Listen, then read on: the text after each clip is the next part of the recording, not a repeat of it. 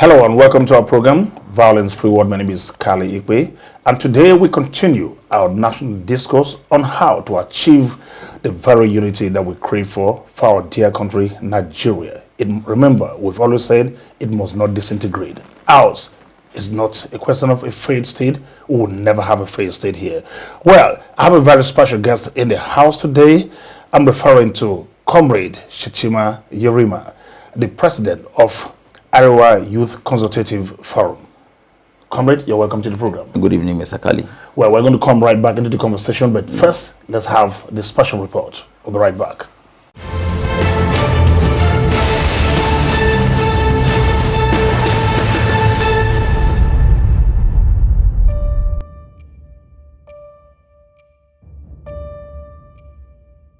The raging spate of violence in Nigeria has continued to defy all forms of approach at resolving it.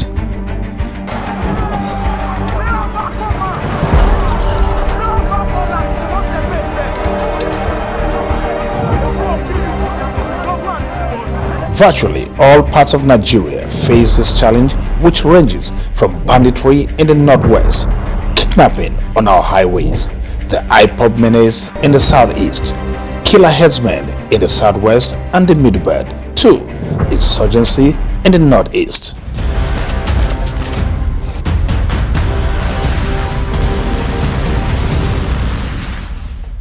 Particularly, the new trend of hostage taking for huge ransom, mostly borne by the government, has become rather too often and smacks of complicity from very high quarters.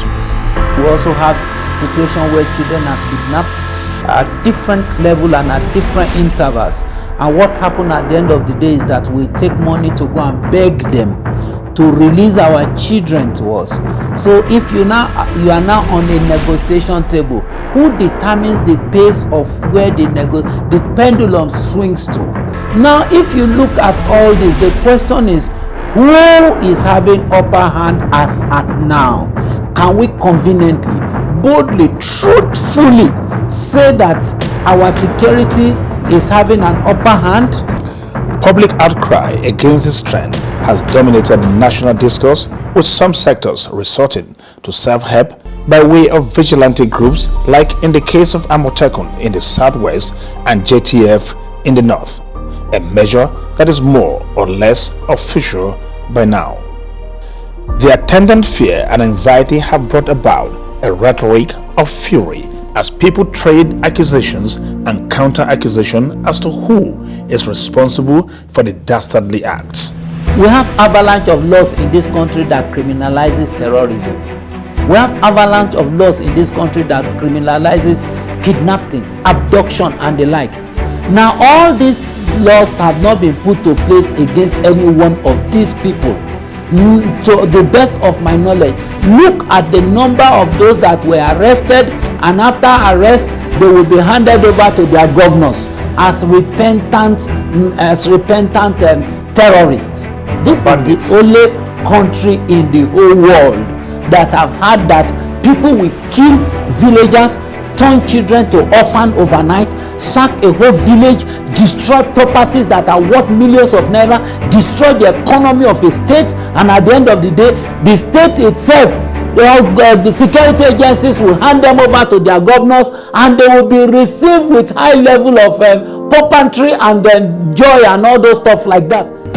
Ethnic and religious profiling have regrettably featured too prominently in the blame game, and it is only serving to exacerbate the already bad situation. Yes. I feel terrible when Nigerians, the average Nigerian, sees crime and criminality within a narrow prison of tribe or religion.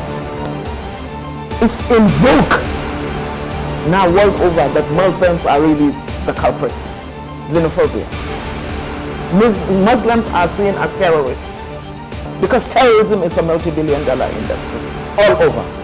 And Muslims, unfortunately, has where it takes because mainly the oil wells are with the Muslim countries. It's all about that. Dialogue, it is record, holds a potential to ultimately resolve the spate of violence and consolidate our effort at national integration. But just how Can we aggregate our opinions to make the dialogue measure work as we seek a violence-free Nigeria?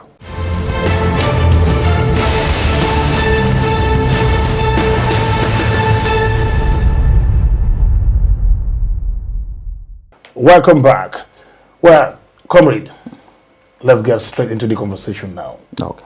Insecurity seems to dominate all conversations around these days.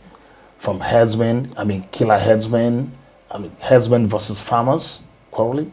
There's insurgency, there is terrorism, there's kidnapping, there's banditry, all sorts of things. Remember, armed robbery and the other forms of violence are all still happening. How does this worry you as a statesman? Is this beginning to define our new identity? Is this a new normal for us as Nigerians? Well, Kali is so unfortunate that the situation has turned out to be this, but this is not what a lot of us have actually envisaged, because we thought by now we should have been doing better than we were today. But unfortunately, today, the issue of insecurity has already made the country and really disturbing. And to some of us who are already there, to an extent, we hardly sleep with our two eyes closed, and oftentimes it becomes something that one cannot just imagine. Beyond just what you see on papers and televisions, Kali, you need to be on ground to see the damage, the harm, and the crimes going on. To an extent, all of this you made mention of, for me, I see them as crime. There's no any other language best you can describe them, but rather call them crime. Being committed against humanity, and to that extent, I strongly believe that it takes all hands must be on decks to bring about this issue and this madness to order. Now, comrade, we see the situation has continued unchecked. So a lot of people think because the willpower to deal with the insurgents, with terrorists, with bandits, or whatever name you call them, is somehow suspect. It's not very, very clear. That's why some people will even say that some persons are beginning to play politics with all of this. The ones to see that we can identify, why do people come out and even claim responsibility sometimes, and yet it is so difficult to deal with them? What's going on? It's really unfortunate. Like you have earlier said, it takes people with political will to address some of these issues, and unfortunately we don't have such leaders in the country. And to them, some of them look at it as if it's an issue that has nothing to do with them, for as long as they believe strongly they have security around their vicinities and they are well protected by states. To them, those who are supposed to take responsibility and do it right believe that no, it has nothing to do with them, because this is a funny country where people don't attach value to common people. Life is not an issue to them, and life doesn't really matter to them for as long as it does not affect their family or affect them directly. And this is very unfortunate. But my worry and my fear, especially where I come from in northern part of the country, is that we'll get to a point, if this madness is not put in check, a time will come that nobody will be safe in northern part of the country. Very unfortunate for them. They had mansions all over the places, living very large with their cars, and their next neighbors are all living in an abject poverty. They cannot feed a one-time square meal in a day, and they think they're just having a luxury of it. But I certainly have no doubt in my mind with the way it is today. If measures are not taken immediately, we will find a situation where everywhere there will be chaos. Nobody will be exempted and nobody will be exonerated. Everybody will be victim. And I have that fear. May God forbid that day. Now, comrade, when we talk about violence generally, it didn't just start from the blues. There's a build-up. And one of the things that is fingered the most is impoverishment. People are uneducated, illiteracy, impoverishment, unemployment generally. And closely related to this thing, it's this issue of the amajuris, which during the COVID era, at the heat of it all, the northern governors came out to declare that amajuri is outlawed and it's banned. That was some kind of pronouncement. We're wondering now, how did we get here, and just what is the significance of this ban? What is the situation with the amajiri Kali, today? In all honesty, it is easy for a governor to just come out in northern part of the country to make pronouncement. But in the real sense of it, it's totally impossible. He knows it is totally impossible. Kali, we have gone to a point today in northern part of the country, you see people, not because they are disabled, with their legs, and strong young men knocks on the door of your car and asks that you should help them, for God's sake. you see the anger in their faces. And those ones, to me, they can be best described as time bomb. They look at you, you are on your luxury car. We're getting to a point where it will be difficult to drive a car that is up to 1 million naira in northern part of the country. Especially if when you just are not talking. Exactly. You wind up a glass with AC with your wife and children, you think you are comfort. If measures are not taken to arrest this, you will get to a point that you cannot move an inch. And you put and they are watching you. You claim you're a big man, you've not done anything to them, they see you as their common enemy. And we're getting to that point. And that's the situation as it is. Kali, there's no way I can describe it on air or tell you or you write until you pay visit. Come around the northern part of the country. Not even far from Abuja, go to Kaduna Metropole, then proceed on your way from Kaduna to Kano, Zaria, and all of these places. Have a look of it. Make documentation so you now understand exactly what I'm saying. So rather than all this one, we're doing busy looking at those issues of those in the forest, kidnapping, and all sort of form of crimes or whatever, there are more trouble on the way. So Almajiri is not in the past? No, it's not. It's still more visible, more stronger than it was in the past. In the past, we were talking about Almajiri, we are looking at those kids of 5, 6 years, or maybe less than 10 years. Today, you have an adult, full-grown young man, strong and everything, not lacking anything with his 2 eyes, leg, and everything. But the society, to an extent, made him to feel that he's hopeless. And he stands, the only thing he remembers is to stand and beg. And the begging, they come to a particular point where maybe the traffic light or something where there's little traffic. And they knock on your window and they make their hand. Some of them don't even talk much. They'll just point their hand and just tell you, do something. You imagine what we are running into. It seemed like you're in a siege somehow. To an extent. In a way. Now, General, I don't know. So I do not see the possibilities of this staying longer if measures are not taken, honestly speaking.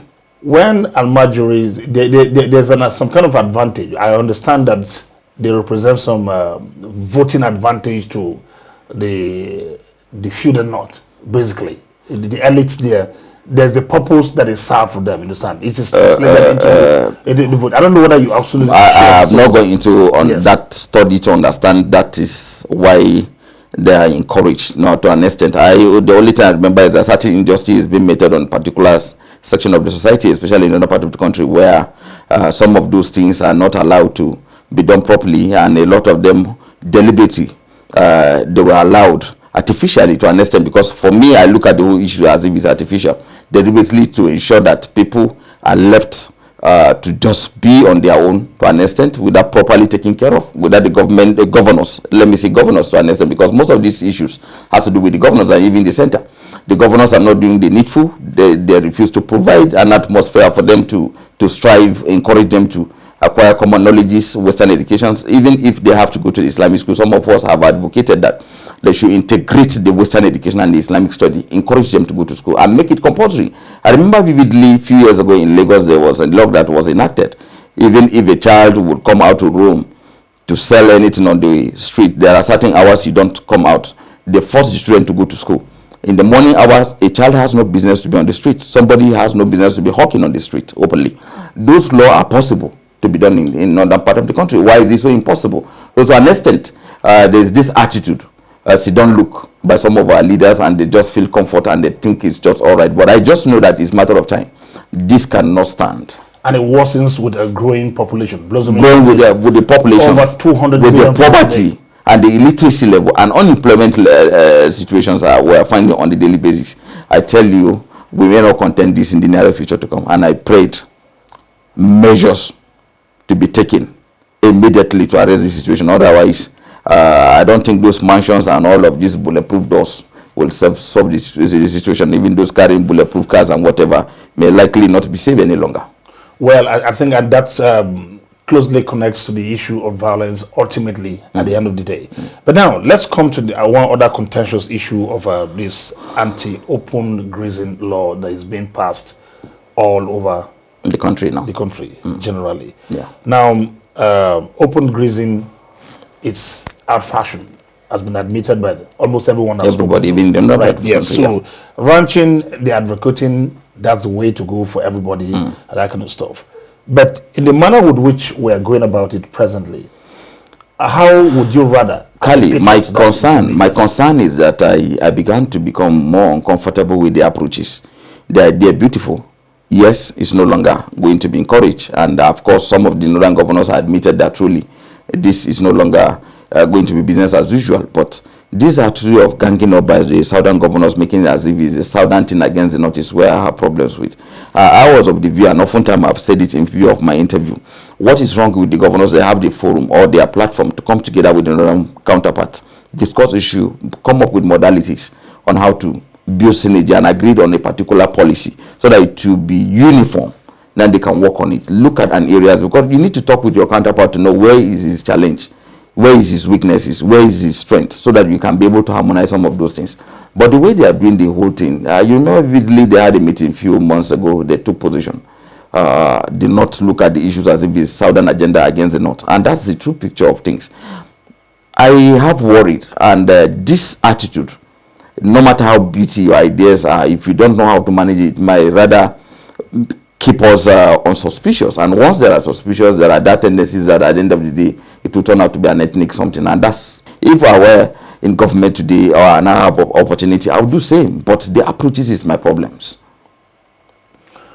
Okay, Shetima, we'll come back and continue this conversation. Well, this is Violence Free World. I'll be right back after this time out.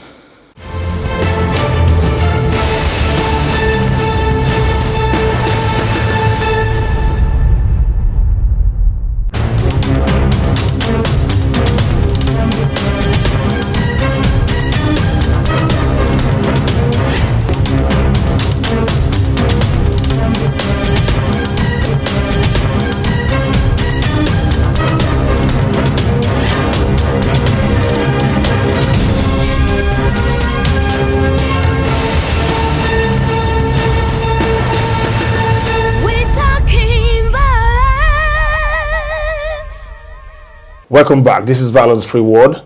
Now, comrade, before we went on the break, we hinted at solutions.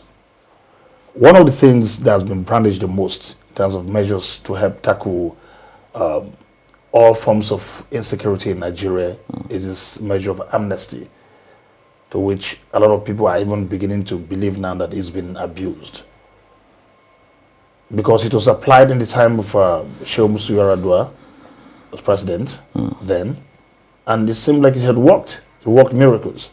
Then suddenly, the Katsina state government, Zamfara state, even Benue state, some of them said, okay, they believe that if we offer amnesty to these people, some of these so-called repentant militants or repentant terrorists or repentant bandits, we're going to have a change of heart and then peace.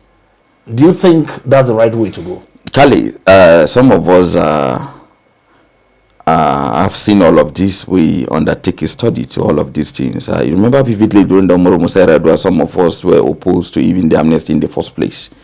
And let us try and make it two different things. The case of the North today, issue of terrorism, coupled with this banditry, are two different issues compared to that of the Niger Delta struggle.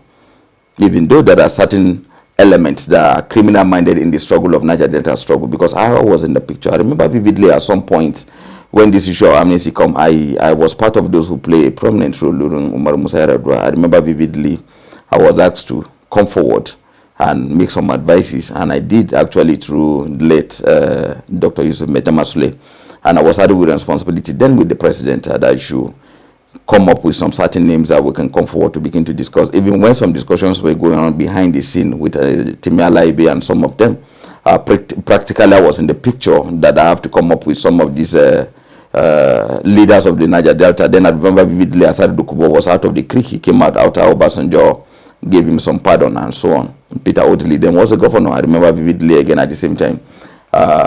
We started working on that. Then Umar Musa came on board. Then subsequently I was asked to come with some names and come forward with the names. And among the names I remember vividly, Asad Dokubo was one of them. Ankyo Briggs, Kingsley Kuku, Tonye Prince Will, and so many of them. We came in number and we discussed. We had to stay back for like 12 or 13 days in Abuja to come up with a blueprint of what we think the program should look like. And all of a sudden, this issue of amnesty now came up again. They put it all together. Then suddenly it comes. When some of us were behind the scene and we say, no, don't give issue of amnesty where you place some people on giving them certain amount of money because you are buying peace indirectly. That's what it means. You can discuss with them. see how you can rehabilitate them, probably put them somewhere, let them learn other, and those who are found to be directly criminal minded, then deal with them decisively. In fact, that was what we recommended. But at the end of that, as God will do it, the government was not ready to listen. They just give an amnesty throughout to everybody, any human being and anybody who comes in, you know, freedom fighter. And we know within the struggles there are people who are generally doing the fight against certain things that are happening within the Niger Delta, and that issue has not been addressed till date. All of us are mindful of that, but there are also criminal elements of them who also came to the fore, and all of a sudden they were being considered to be freedom fighters, and they mob them all together and do blanket programs and give them everything. Now, the case of the North again, now you have a situation where somebody already was not clearly coming out on an ideological struggle to say, look, this is exactly what they are pressing for or demanding for. Apart from the Boko Haram, now I'm talking about the bandit now, because the focus has turned to the issue of banditry. Somebody will just wake up somewhere, take arm, pick innocent Nigerians, hold them to ransom, demand for money, just like that. For him, he sees that as a business.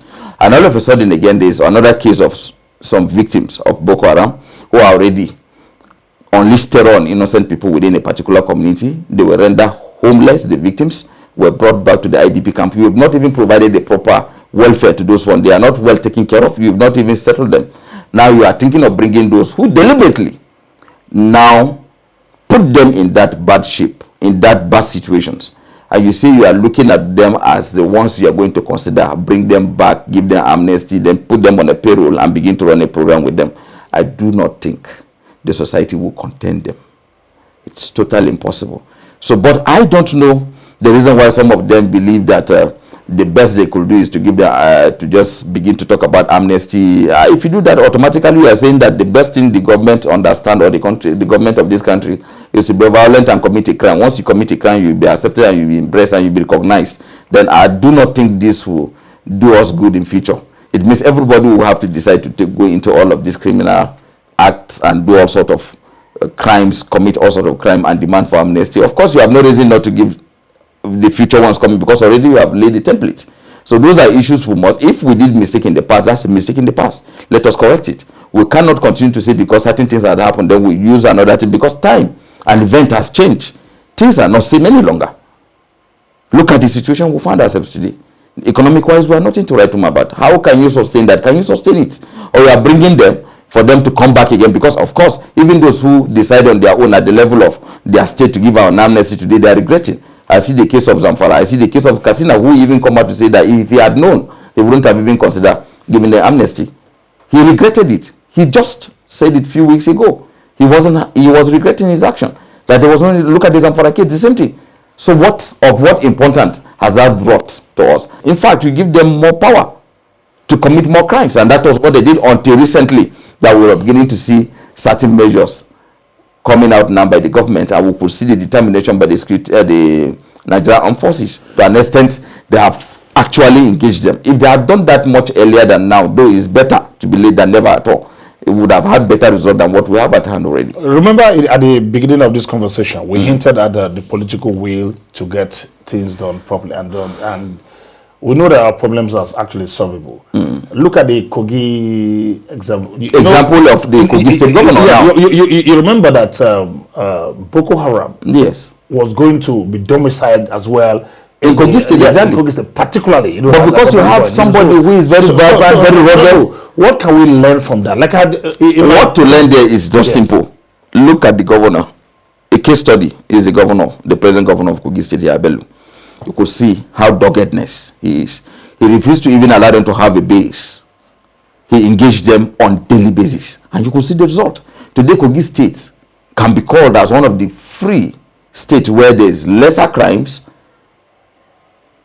in any form. You can say, apart from just recent jailbreaking, and even the jailbreaking, let me be honest with you, this couldn't have been possible without an insider who is working to sabotage, or probably from somewhere somebody is working to ensure that they discredit him because they believe strongly he has been able to prove people wrong, that all of these are possible.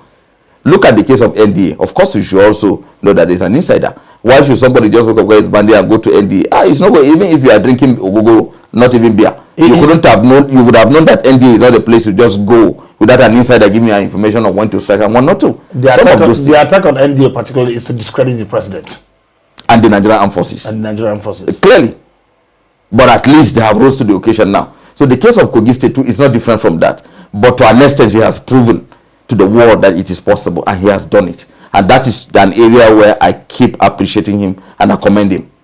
Because in the absence of security, then there's nothing again good about any governance. Well, Comrade Yerima Shetima, I think we need to take a pause here so we can come back and continue this conversation by the next episode of the program. Are you with me? I'm with you. It's okay. Thank you.